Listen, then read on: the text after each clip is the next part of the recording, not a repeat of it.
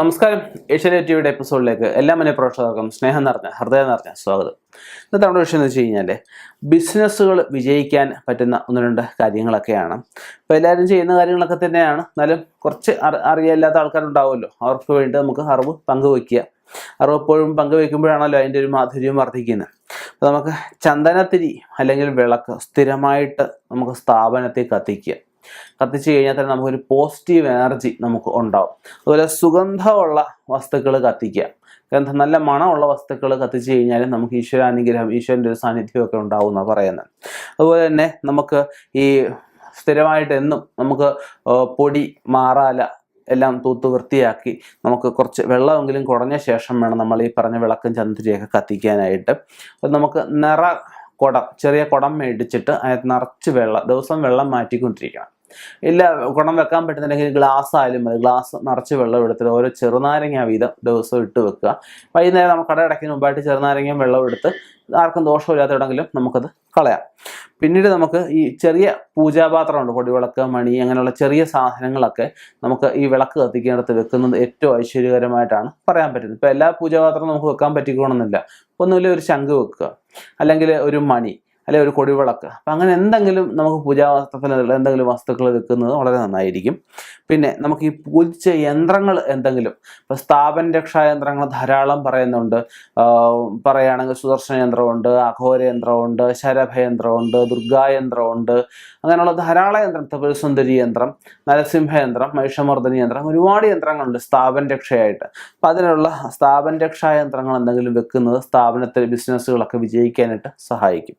ഈ ഒരു പരിധി വരെയുള്ള ദൃഷ്ടിദോഷങ്ങൾ, ശത്രുദോഷങ്ങൾ, നാവിൻ ദോഷങ്ങൾ, കണ്ണിൻ ദോഷങ്ങളൊക്കെ നമുക്ക് ഈ യന്ത്രം വെക്കുന്നതിലൂടെ നമുക്കത് മാറിക്കിട്ടുന്നതായിരിക്കും. ഒരു യന്ത്രങ്ങൾ വെക്കുമ്പോൾ ശ്രദ്ധിക്കണം, അത് അപ്ഡേഷൻ വളരെ അത്യാവശ്യമാണ്. വർഷാവർഷം പൂജിക്കേണ്ട യന്ത്രങ്ങളുണ്ട്, മാസം മാസം പൂജിക്കേണ്ട യന്ത്രങ്ങളുണ്ട്. അത് മേടിക്കുമ്പോൾ ആരിൽ നിന്നാണോ വാങ്ങിക്കുന്നത് അവരിൽ നിന്ന് ചോദിച്ച് മനസ്സിലാക്കിയ ശേഷം നമ്മളത് പൂജിക്കാനായിട്ട്. രാവിലെ വന്ന് ഈ പറഞ്ഞ വിളക്ക് കത്തിച്ചിട്ട് നമ്മൾ യന്ത്രത്തെ തൊട്ടിട്ട് ആ യന്ത്രത്തിൻ്റെ ഒരു യന്ത്രഗായത്രി ഉണ്ടാവും. ആ യന്ത്രഗായത്രി 11 പ്രാവശ്യം ജപിക്കുന്നതും ആ ബിസിനസ്സിൽ അന്നത്തെ ദിവസം നമുക്കൊരു പുരോഗതി ഉണ്ടാവാൻ സഹായിക്കുന്നതായിരിക്കും. പിന്നെ നമുക്ക് ഈ ആഴ്ചയിൽ പറ്റുമെങ്കിൽ അല്ലെങ്കിൽ നിത്യമായിട്ട് അടുത്തുള്ള ഈ സ്ഥാപനത്തിനടുത്തുള്ള അല്ലെ ബിസിനസ് സ്ഥാപനത്തിനടുത്തുള്ള ഏതെങ്കിലും പ്രധാനപ്പെട്ട ക്ഷേത്രത്തിൽ പോയിട്ട് നമുക്ക് ശക്തി വെക്കുന്ന വഴിപാട് നടത്തി ഭഗവതിയൊക്കെ പ്രാർത്ഥിക്കുന്നത് ഏറ്റവും നന്നായിരിക്കും. അതും സ്ഥാപന അഭിവൃദ്ധിക്ക് ഒരു വലിയ ഘടകം തന്നെയാണ്. പിന്നെ നമുക്ക് ഇഷ്ടക്ഷേത്രത്തിലേക്ക്, നമുക്ക് ഇഷ്ടപ്പെട്ട കുടുംബക്ഷേത്രമോ നമ്മുടെ ദേശത്തെ പ്രധാനപ്പെട്ട ക്ഷേത്രങ്ങൾ ഏതെങ്കിലും ആവാം, അല്ലെങ്കിൽ ഗുരുവായൂർ, അല്ലെങ്കിൽ അങ്ങനെയുള്ള ദൂരെയുള്ള ഏതെങ്കിലും ക്ഷേത്രം ആയിക്കോട്ടെ, അവിടത്തേക്ക് ഒരു വഞ്ചി വാങ്ങിച്ചു വെച്ച് നിത്യം നമുക്ക് കിട്ടുന്ന വരുമാനത്തിൽ 1% നമ്മുടെ മനസ്സുപോലെ എന്തെങ്കിലും തുക ആ വഞ്ചിയിൽ ഇട്ട് വെക്കുന്നത്, അത് നിറയുമ്പോൾ നമുക്ക് ആ ക്ഷേത്രത്തെ കൊണ്ട് കൊടുക്കുന്നത് നമുക്ക് വരുമാന വർധനവിന് സഹായിക്കുന്നൊരവസ്ഥയാണ്. അതുപോലെ തന്നെ നമുക്ക് ഈ സാധുക്കൾക്ക് ആർക്കെങ്കിലും ഒരു ദിവസം നമുക്ക് കിട്ടുന്ന വരുമാനത്തിൽ നിന്ന് 1% നീക്കി വെക്കുന്നത്, അതുപോലെ ഈ നിർധനരായിട്ടുള്ളവർക്ക് നമുക്കൊരു 1% കൊടുക്കുന്നത് നമുക്ക് ഈ ബിസിനസ്സുകൾ വിജയിക്കാനായിട്ട് ഏറ്റവും മുഖ്യ ഘടകമാണ്.